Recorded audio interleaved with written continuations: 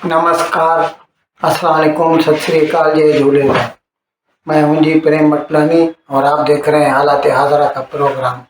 हकीकत ये है, इब्तदा में आपसे दरख्वास्त है चैनल ज़रूर सब्सक्राइब करें। दोस्तों, आज मिस्र और इसराइल और हमास की जंग का 7वां रोज़ है।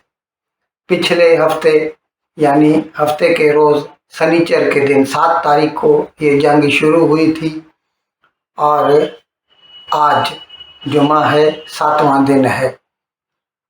तो इसमें बहुत नुकसान हुआ है। तकरीबन 1300-1400 लोग इसराइल के मरे हैं और तकरीबन इतने ही लोग गजा में भी फौत हुए हैं। ये जंग जब शुरू हुई तो आपको तो इल्म है कि पहले हमास वालों ने लगातार 7-8 हज़ार रॉकेट और मिसाइल की बारिश कर दी थी इसराइल के ऊपर, और वो भी बिना कोई नोटिस दिए हुए हफ्ते के रोज सुबह के 6:25 पर। उसके बाद इसराइल के वज़ीर आज़म बेंजामिन नेतन्याहू ने ये कहा था कि ये जंग तुमने शुरू की है, इसे ख़त्म अब हम करेंगे। यानी जब तक इसराइल नहीं चाहेगा ये जंग चलती रहेगी। इसके अलावा इसराइल ने गजा का मुकम्मल मुहासरा कर रखा। ये भी हमने एक प्रोग्राम किया था, आपको बताया था कि मुकम्मल सीज है। एक तरफ उसके गजा के मगरिब में तो मेडिटेरेनियन सी है और ईस्ट में इसराइल है। एक टुकड़ा है जो सहरा सेना से यानी मिस्र के साथ गजा का मिलता है। अब जब इसके ऊपर बमबारी हो रही है, गजा के ऊपर लोग मर रहे हैं, तो लोग वहां से भागना चाहते हैं। लोग वहां से भागना चाहते हैं तो जाहिर है इसराइल तो उन्हें कबूल नहीं करेगा। इसराइल की तरफ आएंगे तो मरेंगे। तो दूसरी तरफ तो फिर मिस्र है, लेकिन मिस्र उन्हें लेने से इनकार कर रहा है। और ये जो मुकम्मल मुहासरा किया हुआ है गजा का इसराइल ने, तो ये इस मुहासरे में कोई भी चीज न तो गजा के अंदर जा सकती है न वहां से निकल सकती है। उसमें बिजली भी है, पानी भी है, खाना भी है। वैसे भी बिजली पानी इसराइल की तरफ से जाता था, लेकिन कम से कम ज़रूरियात के लिए अगर बिजली इसराइल से आना बंद हो जाए तो गजा के लोग जनरेटर चला के बिजली पैदा कर सकते हैं। जो साहिब इक़्तिदार हैं या अस्पताल वगैरह ज़रूरी ऑपरेशन के, जाहिर है बमबारी हो रही है तो ज़ख्मी भी होते हैं, उनके ऑपरेशन होते हैं, उसके लिए बिजली चाहिए। अब वो जनरेटर चलाने के लिए डीजल चाहिए, पेट्रोल चाहिए, वो बंद हो गया है क्योंकि मुकम्मल मुहासरा है। तो इंटरनेशनल रेड क्रॉस ने इसराइल से दरख्वास्त की है कि अगर और कुछ नहीं, बिजली अगर आप इजाज़त नहीं देते तो कम से कम उसके बदले में तेल कोई आने दें, तो जो इमरजेंसी में है वो जनरेटर चलाया जा सके। और इसके लिए उन्होंने इंसानियत जो है उसका दावा किया है और कहते हैं कि इंसानियत के नाम पर तो कम से कम फ्यूल को, पेट्रोल और डीजल को आने दे। अब जहां तक इंसानियत का ताल्लुक है, तो अगर देखा जाए इस एक हफ्ते की तारीख को, क्या 7 तारीख की सुबह को जब हमास वालों ने बेगुनाह शहरियों के ऊपर, इसराइलियों के ऊपर 7-8 हज़ार रॉकेटों की बारिश की थी, क्या वो इंसानियत का अमल था? अगर वो एक म्यूजिक पार्टी में नाच रहे थे, तकरीबन 1000-1500 लोग।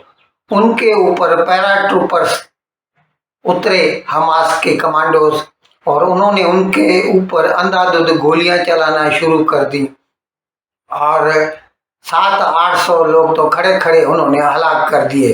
क्या ये इंसानियत का काम था?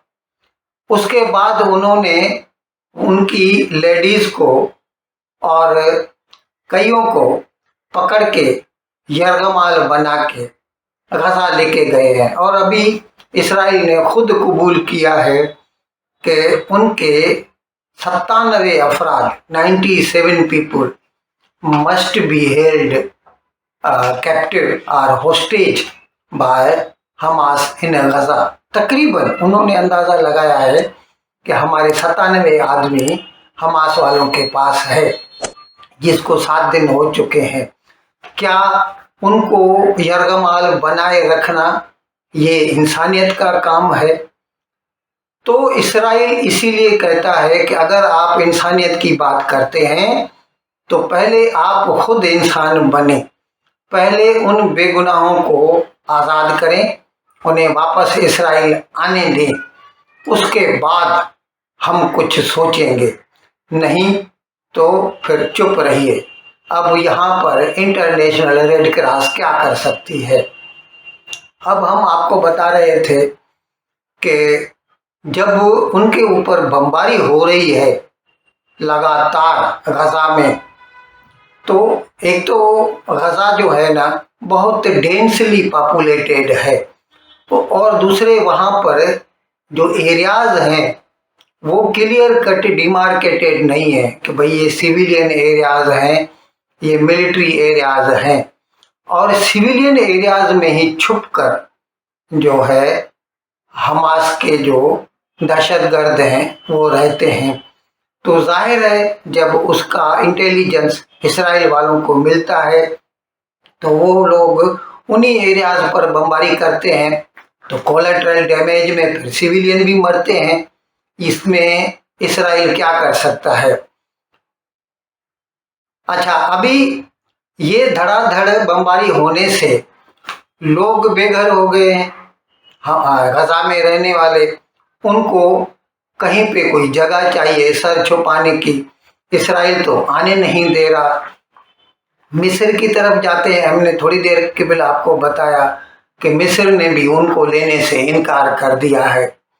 और अगर हम थोड़ा तारीख में पीछे जाएं तो शायद आप में से बहुत सारे छोटे हों जिनको इतना इल्म न भी हो, तो मैं आपकी इत्तला के लिए अर्ज कर दूं कि जब 1967 में 1967 में इसराइल और अरबों की, खैर वो जंग तो शुरू मिस्र ने की थी, उस वक़्त भी कई जो है फ़लस्तीनी बेघर हुए थे, और वो लोग उस वक़्त क्रॉस करके उर्दन चले गए थे, जॉर्डन गए थे।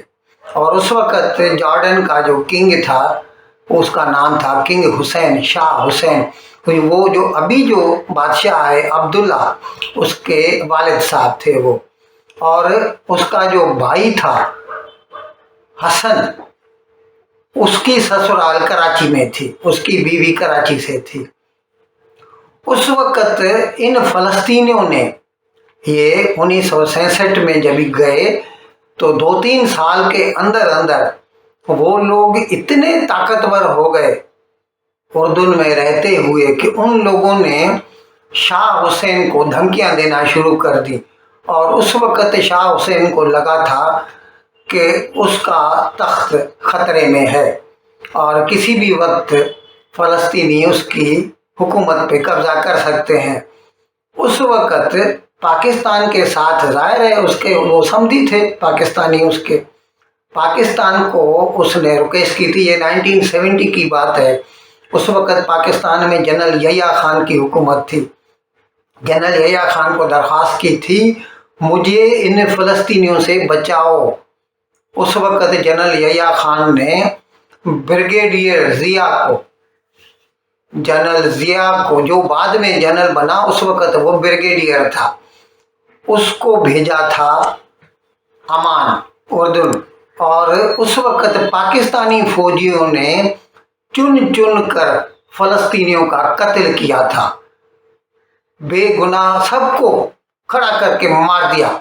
और फिर वो लोग वहां से भागकर फिर लेबनान चले गए।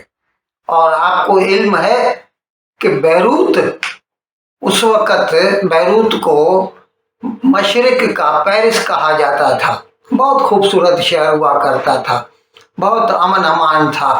फलस्तीनियों के आने के बाद उस बैरूत का अमन अमान बर्बाद हो गया।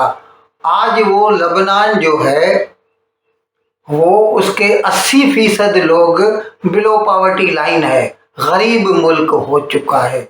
ये है फलस्तीनियों के काम। और अभी अगर फलस्तीनी वहां से भागना चाहते, अच्छा 2014 की बात लीजिए, जब आईसिस ने इराक और शाम में बेगुनाह लोग यजीदियों के, मुसलमान थे वो भी, ये अलग बात है कि वो सलफी नहीं थे, तो इसीलिए उनके ऊपर आईसिस वालों ने जो है हमले किए और वो वहां से भाग खड़े हुए। कोई मुसलमान मुल्क उनको लेने के लिए तैयार नहीं था। यूरोप ने उनको कबूल किया था, फ्रांस ने, जर्मनी ने, इटली ने। और उसका नतीजा क्या हुआ कि वहां पर गए हुए उन मुसलमान महाजरीन ने वहां जाके यूरोपियन लड़कियों के इस्मत दरी करना शुरू कर दी। ये हाल है जो मुसलमान महाजरीन है वहां के। इसी वजह से आज फलस्तीनियों को कोई अपने यहाँ पनाह देने के लिए तैयार नहीं है। अच्छा, मुसलमान उम्मा की बात करते हैं ना, पाकिस्तान बात करता है, ईरान बात करता है। जब 7 तारीख को हमास ने हमला किया तो ईरान ने उसका खैर मकदम किया और कहा कि ये बहुत अच्छा किया है इसने। भाई साहब, उसका जो नतीजा है, उसकी वजह से जो इतने लोग बेघर हुए हैं, आप उनको कबूल करेंगे?